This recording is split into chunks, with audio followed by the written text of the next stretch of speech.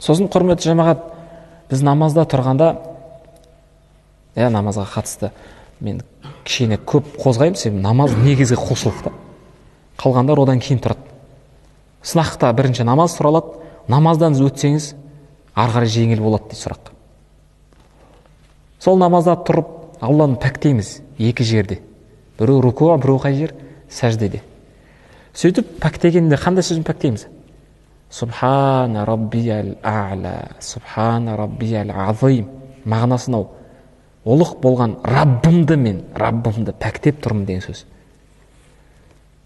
Ұлық болған Раббымды. Демек сіз қазірден бастап түсінбесеңіз, менің Раббым ұлық, менің Раббым азим деген түсінбесеңіз, сіз пәктей алмайсыз, дұрыс. Сіз жаттап айта бересіз ғана. 3 рет айту керек. Субхана раббил азимді 3 рет айту керек.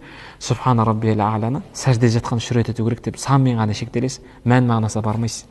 Мән мағынасы осындай: Раббымды, менің жаратқан жаратушымды, азим деген сипатпен сипатталған Раббымды пәктеп тұрмын деген сөз.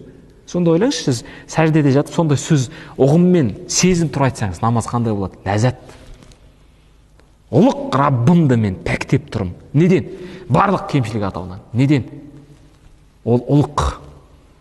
Раббым не деп айтты маған? Құлым, менен сұра деп айтты. Раббым маған не деп уәде берді?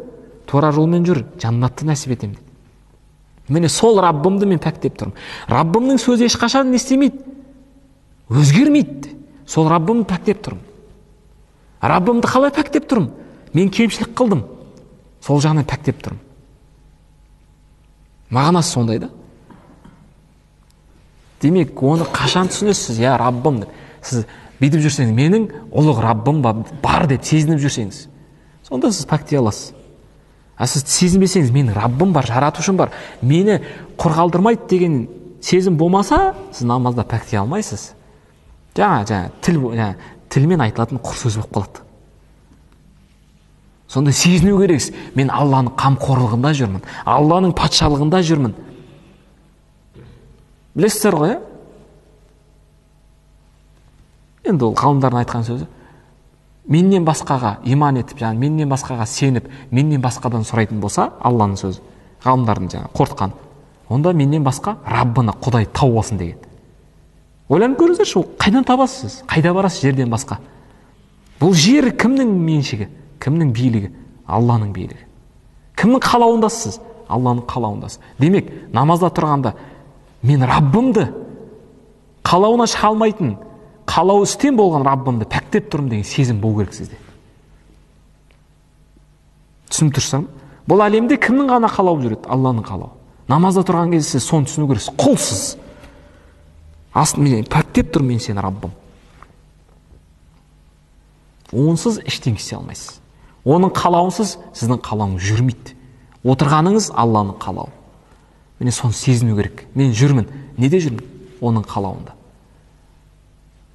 Қашан қалайды Алла? Сол күні кетесіз. Қашан қалайды Алла Тағала? Сол күні болады сіздің арманыңыз. Оғанға дейін болмайды. Міне соны не дейді? Алланың бақылауында жүру дейді. Сезінуді. Біз оған жетпегенше намазымыз құр бос болып кетеді. Оған жетпегенше мен айтып жатқан мына нығмет бар ғой жаңағы басымызда. Оны ешкім сезінбейді.